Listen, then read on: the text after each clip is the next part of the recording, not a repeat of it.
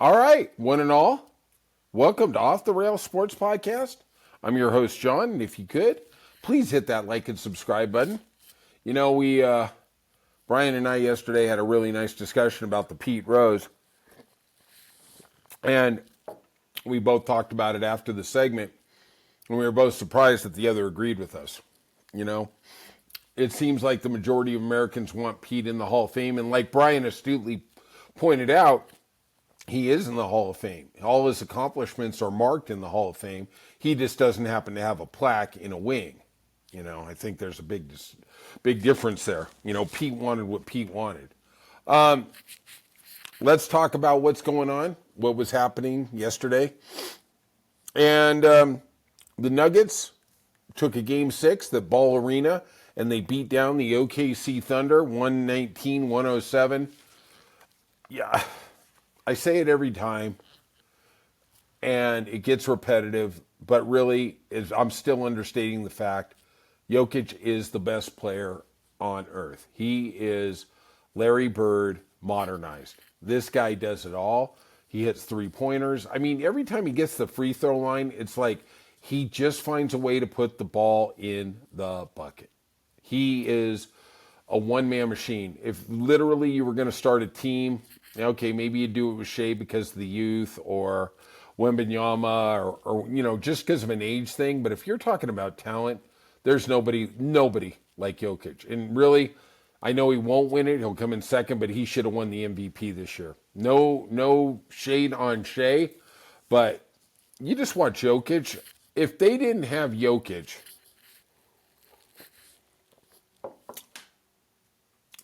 the Nuggets would have lost in 5 games. If OKC didn't have Shea, they'd still win the series. Be a lot tougher, but they'd still win the series.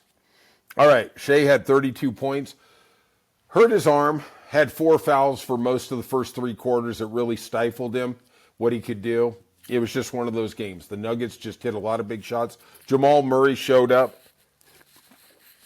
25 big points, especially a three-pointer at the beginning of the fourth quarter that gave him a double-digit lead that they never gave up.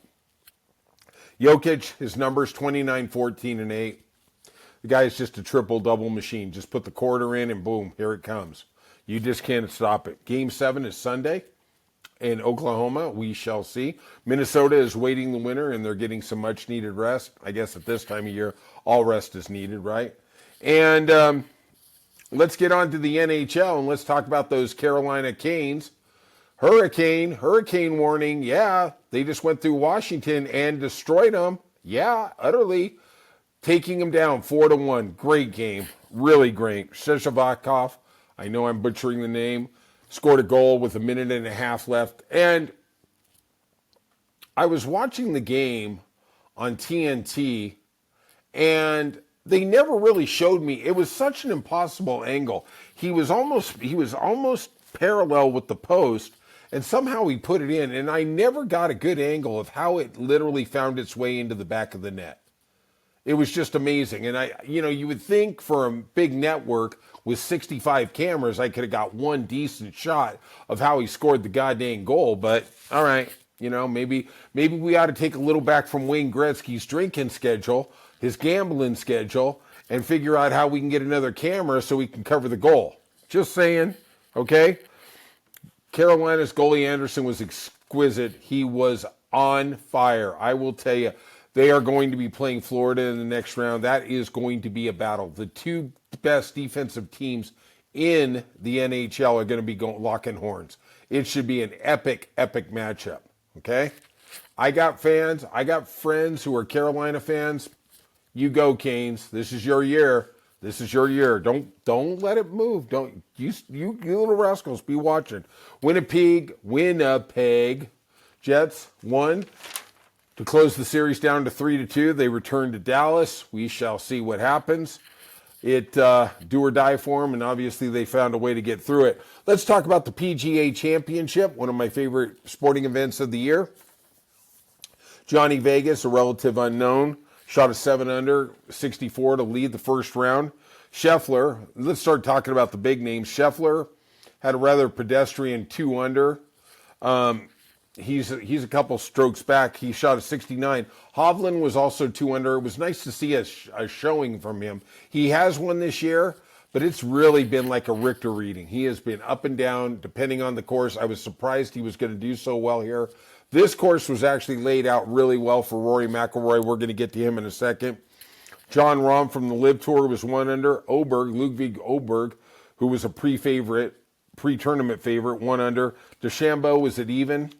Schauffele +1. Justin Thomas actually had a terrible round. Most of the round he was 4, 3 under. Somehow at the end he got it to 2 over. He is still in contention here.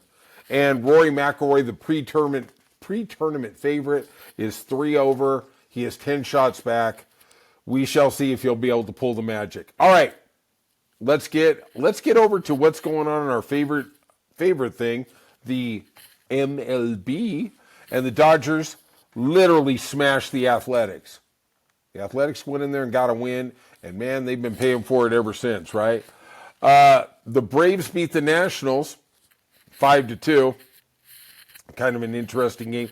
The Braves are actually at a 500. Wow. Brian and I were talking about that weeks ago. And Brian, give the devil his due. I was sitting there saying, man, it's time to pull the plug. And he said, hey, just take a step back. If this happened in the middle of the summer, everybody just say, okay, we're okay. We're going to be okay. We're going to get to September. Twins beat the Orioles, and the Twins are just on fire. Literally, if you get near the Twins team, you will combust. They are that hot right now. They beat the Orioles 4-0. The Orioles fall to 15-27. Pathetic on pathetic. In the, I don't care about game, 7-1 for the Reds over the White Sox. The Rays beat the Blue Jays 8-3. DeGrom pitched a masterpiece against the Houston Astros, got a 1-0 win. And this is rivalry weekend. This is where the Dodgers play the Angels, the Mets play the Yankees, the Cubs play the Sox. I think the Red Sox play the Braves. I'm not sure how that's a rivalry or what that is. But, you know, baseball's trying to get a little interest going, whatever. If you have the chance, please do check out that podcast Brian and I did. Hopefully today we got some things going on. Scott and I are going to be able to do a wrap-up of the week, talk about a lot of different stuff. We'll see what the situation is. All right, like I said, please hit like and subscribe. It means a lot to us. And we will see you soon on Off the Rails.